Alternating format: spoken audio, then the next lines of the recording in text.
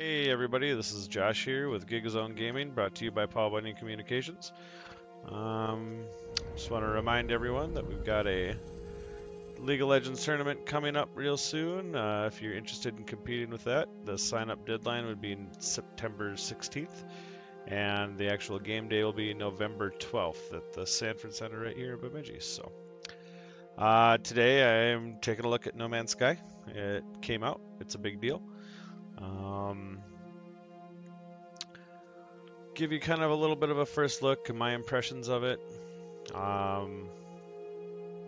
It's a game that's got a lot of mixed reviews out there right now. A lot of people are upset, a lot of people are happy, so kind of want to show you what all the hubbub is all about. As we load here, you can see these nice fancy galaxies. We can see the stars and named planets. I don't know if they're named by other players yet already, but I'm gonna go ahead and guess that they're named by the game at this point.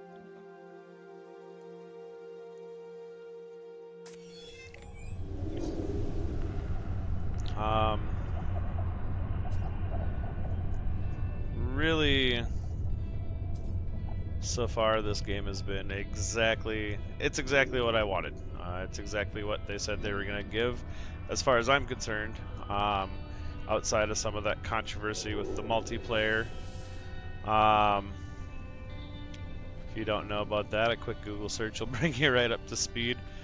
There's a lot of talk of it was supposed to be multiplayer, then it came out, and now Hello Games are kind of trying to start to say, oh no, it was never meant to be a multiplayer game. A couple of players have tried to meet and haven't, despite being in the exact same place at the exact same time. Really, I'm not too concerned about that. I never thought to play this game with my friends. It always looked like just such a massive thing that wouldn't really be a possibility. So, looking around here, you know, it's kind of looks like it might be dawn or dusk. The game is just gorgeous, as far as I've seen. I'm only about 10 hours in. I've discovered a few different planets, named some things, didn't name some other things, but I'm pretty impressed with the atmosphere and how everything looks. The soundtrack is great. It's very ambient. It's makes for a very chill kind of mood.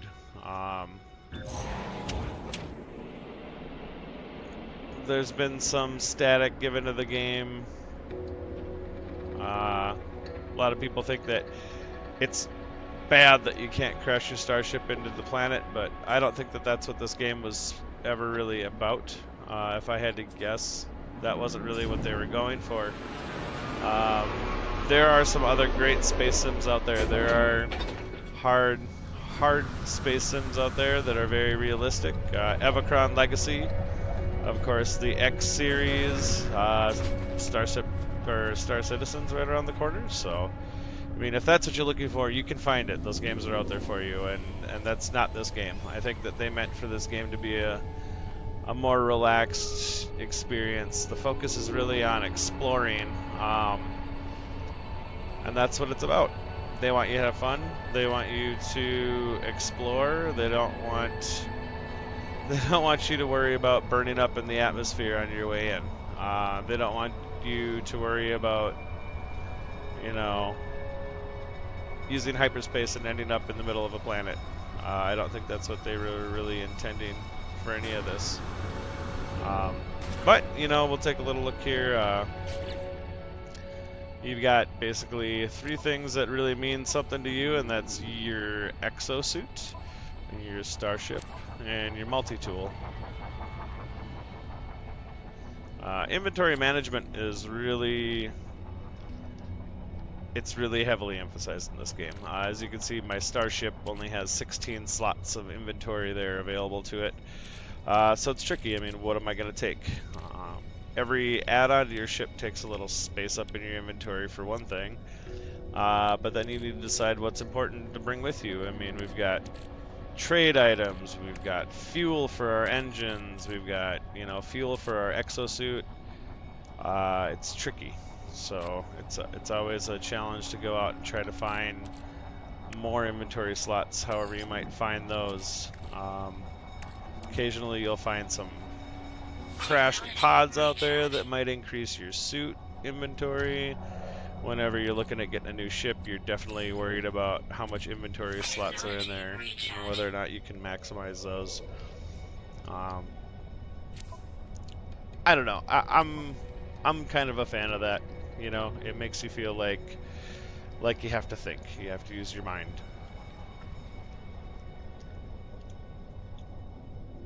You have to make hard decisions.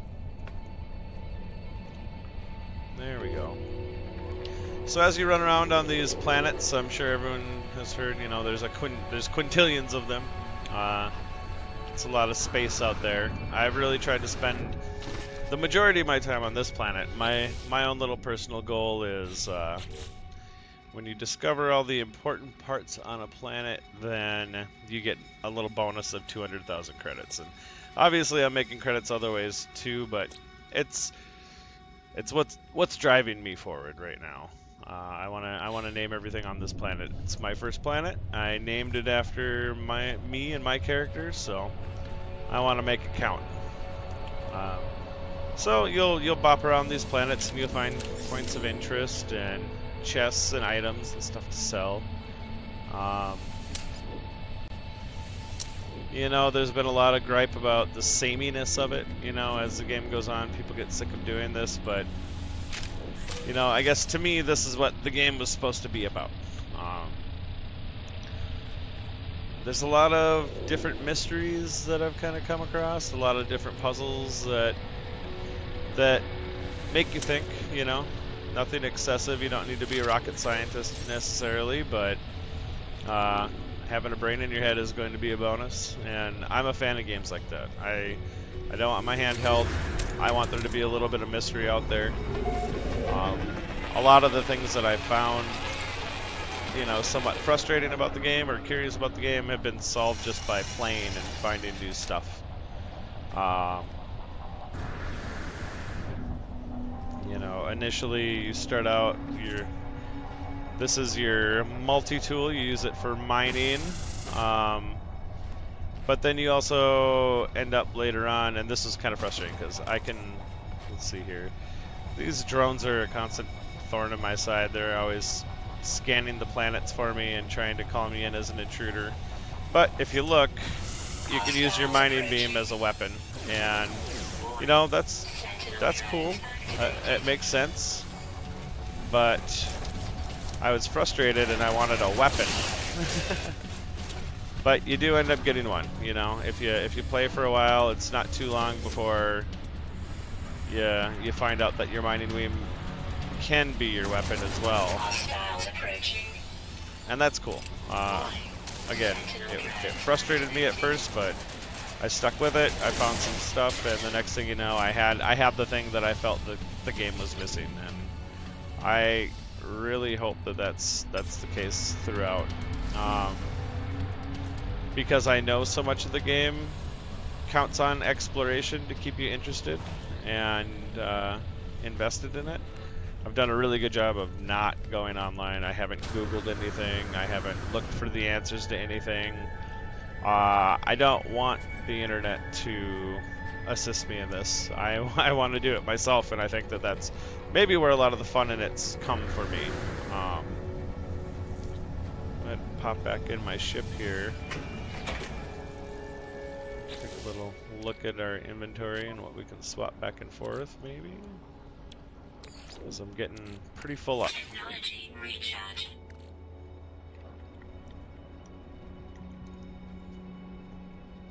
Let's see if there's any room on my ship here.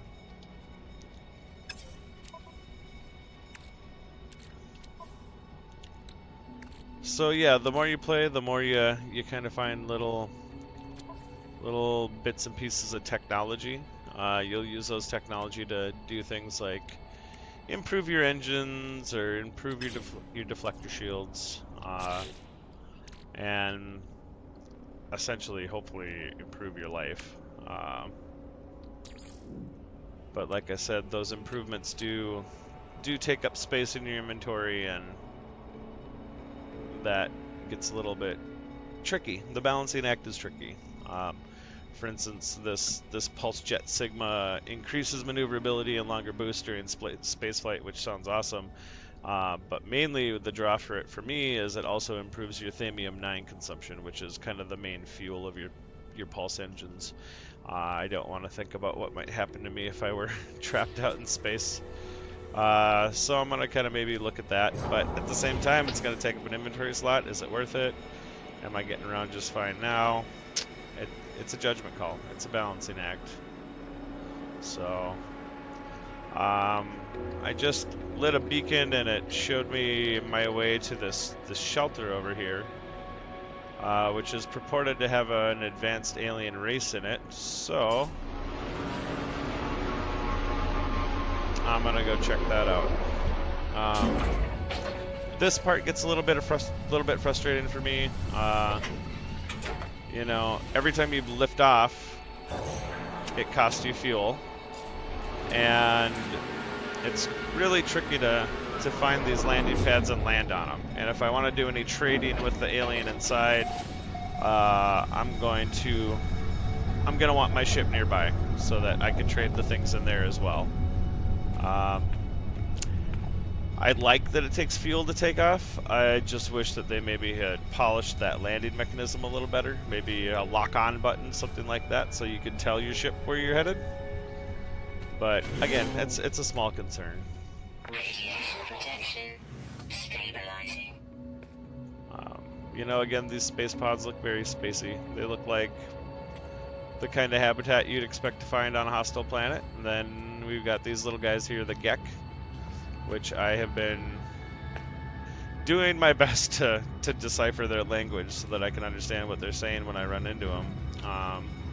Let's see what this guy's got to say. Can't do it. Inventory's full, which means there's probably a reward at the end of that one. So let's log into the Galactic Network and go ahead and sell some stuff. You'll run into these items, these fascination beads, Gek charms, things like that, and as far as I can tell, they don't have any use outside of just selling them, and they do sell for a pretty penny, so I'm gonna get rid of those.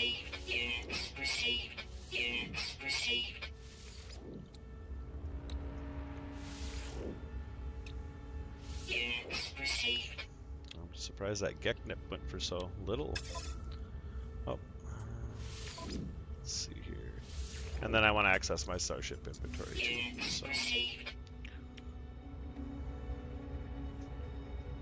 And I've been looking to buy some warp fuel, which I've seen before, but it's funny because ever since I got a warp engine, the fuel seems like it's the hardest thing to find. I haven't found any of it. So we should be good enough now to earn ourselves a little reward.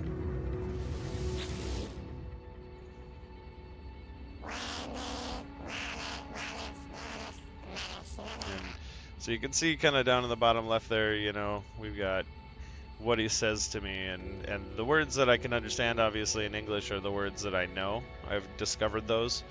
You know, throughout the planets you'll find these monoliths, these old ancient ruins.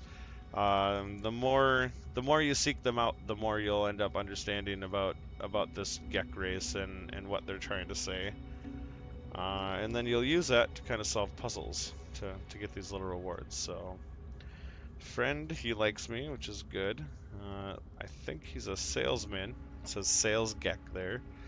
But he's low on units, I'm guessing. And then you kind of get, you know, what you perceive of the situation on the right there. So the trader welcomes me with a pleasant smelling gas emission. It's funny, these creatures emit gases depending on their mood and different factors. So it opens up a holographic catalog of exciting companion units for mining beams and bolt casters. I spot a second catalog of advanced weaponry behind the trader while it's trying to impress me with what looks like a curtsy. So now I've got an option for how I can go here. And I can go multi-tool, or I can go exosuit. And I'm thinking exosuit. If he gives me, in inventory slot, that'll be well worth 100 units, because that's really nothing.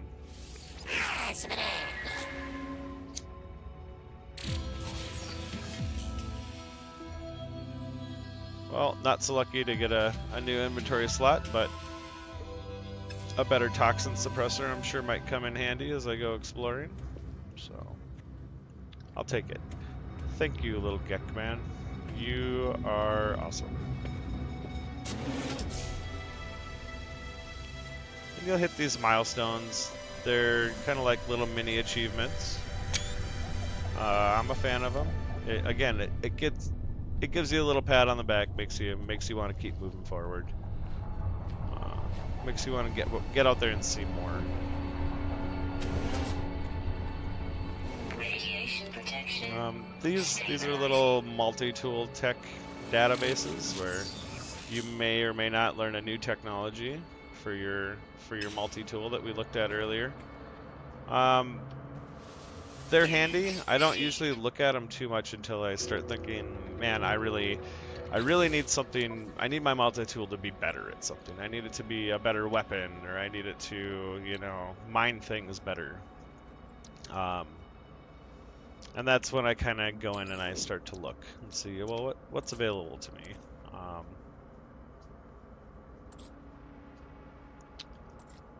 And that's kind of when I use them. I don't spend a whole lot of time reading them right off the bat. I kind of skim them and I go on my way. Well, let's go lock down this discovery.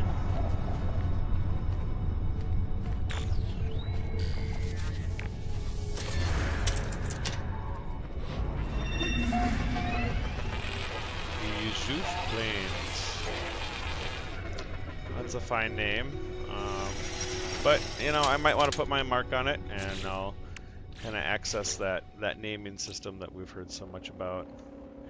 Ginsu Crossing, and the nice thing about it is, whether you name it or not, it's going to say discovered by your name there. And I don't know, I think it's kind of a cool aspect. I want to be the guy that discovered something, you know?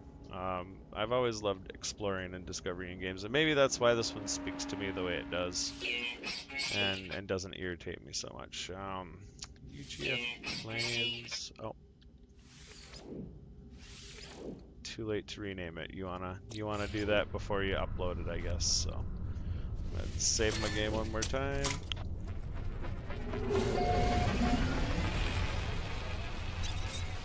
I'm gonna check out this beacon over here. Life support power. These sometimes do different things, so you'll notice to use it, I'll need a bypass chip. I can craft one of those usually pretty easily. So you go into your crafting menu, and that's what you've got elements for. Ooh, warp cell, antimatter. That's what I need.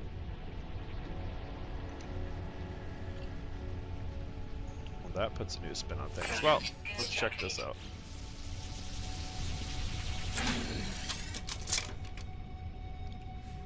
Shelter marker detection. So I guess I can kind of call out looking for any of these places that I'm really concerned about. I'm gonna try transmission.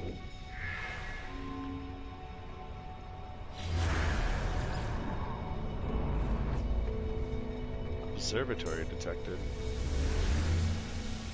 Well, that's interesting. Let's go check that out. I'm gonna go see if there's any animator for sale before I leave. I want to see if I can make a warp canister. That would be handy. Radiation protection. Seeing as how that's what I've been questing after for the last couple of hours.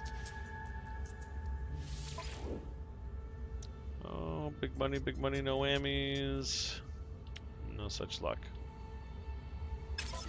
Oh well. Opens up some different doors for us, knowing that, so. I did get the pre-order ship.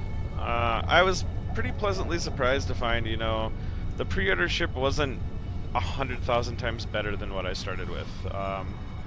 It only had 2 extra slots of inventory. I mean, it's slightly more maneuverable, and it feels like it might be faster, but I don't know. I don't feel like it gave me a huge jump on anyone else that might be playing the game. Let's go check out this observatory.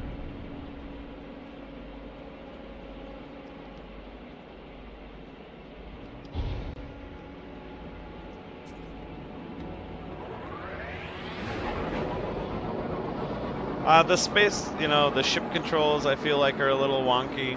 I feel they could have been a little better, but they did a good job of making it approachable. You know, you don't need to be a flight sim fanatic. You don't have to have a fancy joystick. You can hop right into the game and start playing and not worry about it. And you know, to their credit, that's saying something. That's worth something. Sometimes the space genre is just a little too intimidating for new players, so I felt it was important for them to keep it accessible, and that's good too. Let's go take a peek here. Nice big satellite array on the top. I'm gonna go search these outbuildings, I think, first, just to see if there's anything fancy in them. I don't know if I've seen that plant before. I'm gonna go ahead and scan it.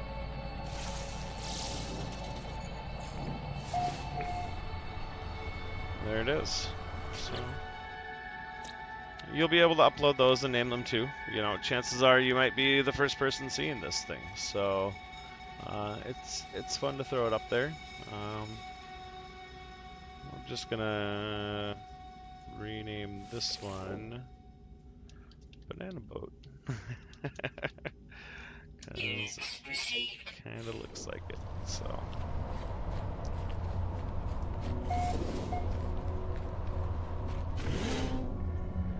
Nothing in there.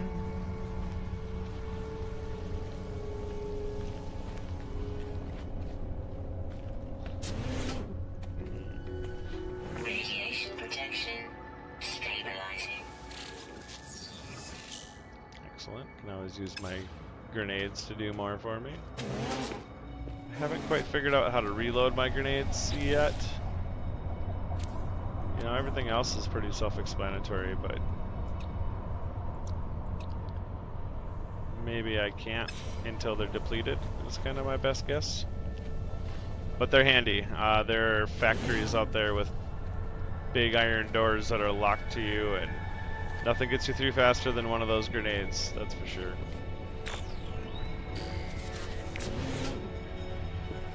Radiation protection stabilizing. Okay, looks like we're alone in here.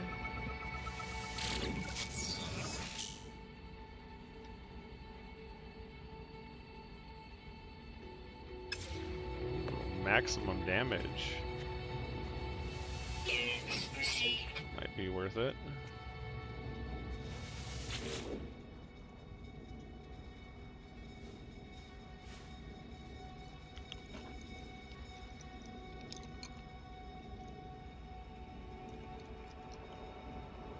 So here's another little puzzle. Usually these are pretty easy.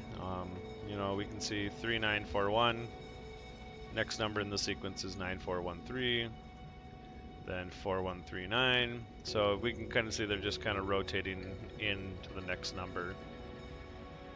So the next one would logically be 1394. There it is.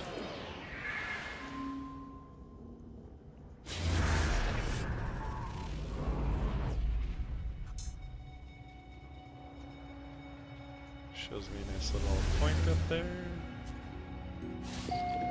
And then a ruin. You know, those are those alien language ruins I was kind of mentioning before. I feel like they're worth it. I want to know what the other characters in the game are saying, so that's worth it to me. I'm gonna probably head over there next and see what there is to see.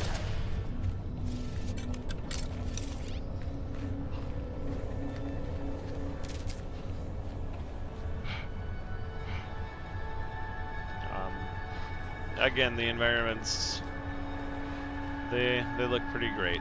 I'm a fan of some of these plants, you know, they kind of remind me of Beetlejuice. There's some better ones out there that prove my point a little more, but I've been pleased, you know, for my first planet. It's pretty great. It's been an adventure, that's for sure. Is that one up there? Nope.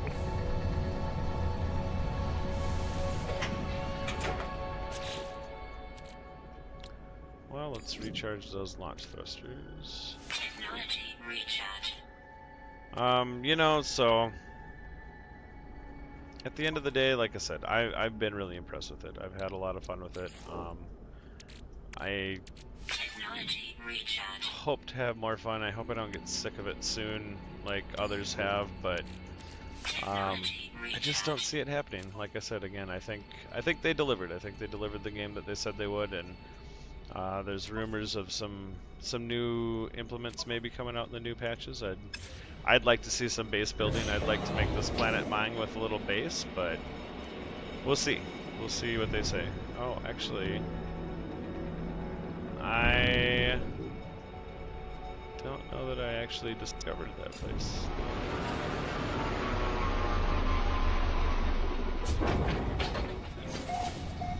Nope, I didn't. I'm glad I caught that before I took off, that's for sure.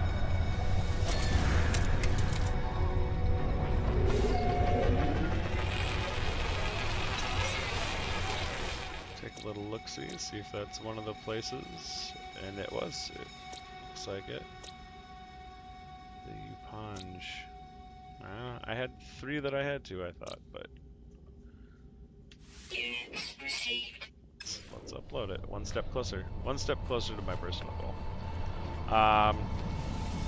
But yeah, you know, if this looks like something you can get into, if it looks like something that, you know, you can relax and play a little bit, it's good.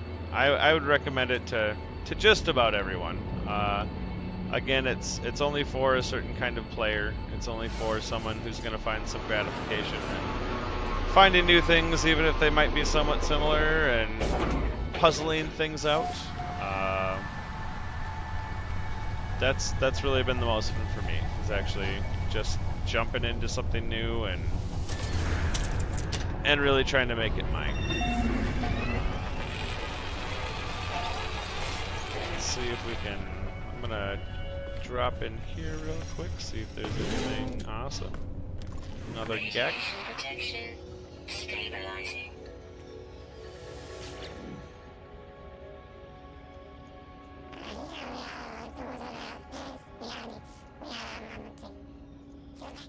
Pirate. I wonder if he was robbed or. Attack craft forcing a trade ship to crash land.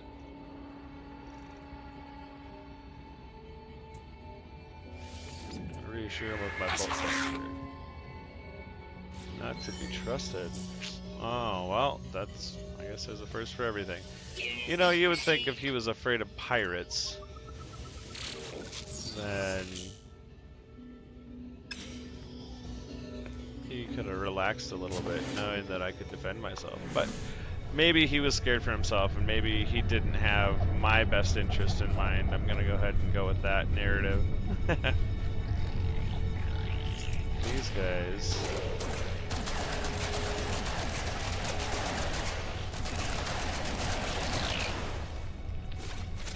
Some of the only hostiles I found, but they are nasty.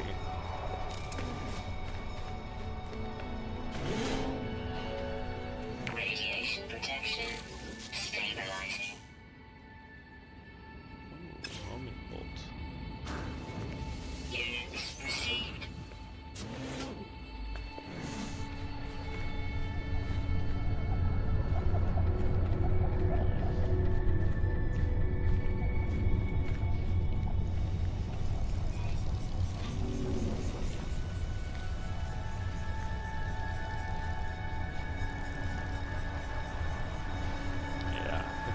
It's pretty fascinating. It's fun to get lost in. If you can suspend your disbelief for a little bit, I think that it's a game that really anyone can enjoy, that can kind of make themselves a kid again.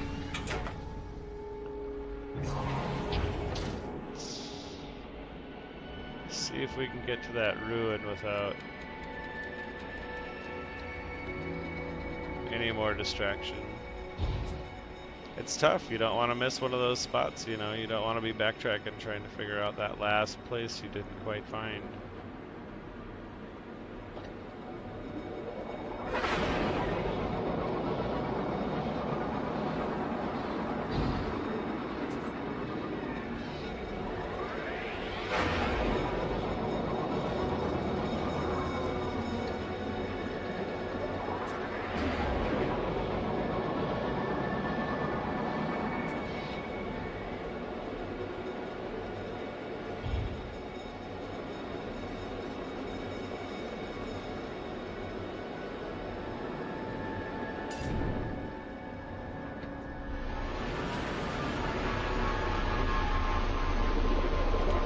This one's really tucked away. I don't think I would have found it if I hadn't actually found directions here.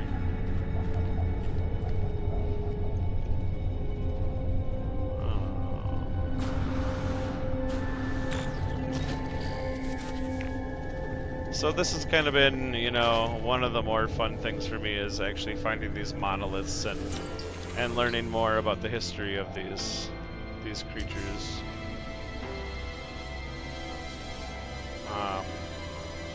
One more puzzle to solve, you know. It's pretty gratifying too. It's cool when you start out and the aliens are just speaking gibberish, and after you play for a while, suddenly they're starting to make sense. So, and you know, the architecture is pretty cool. It's well designed. But yeah, you know, there you have it. Those are some of my first impressions playing No Man's Sky. Again, you know, only 10 hours in, so maybe the repetition hasn't hit me quite as hard as it might have hit other people. But I really can't complain. This is what I feel is an excellent game so far, and I hope they support it for a while and it gets even better. So yeah, give it a shot. Once again, this is Josh with GigaZone Gaming, brought to you by Paul Bunyan Communications. Go ahead and check out gigazonegaming.com if you're curious about that League of Legends tournament I talked about earlier, or go ahead and visit our YouTube channel, which I hope you're already at, you know, the GigaZone Gaming YouTube channel. And thanks, everybody. Have a good night.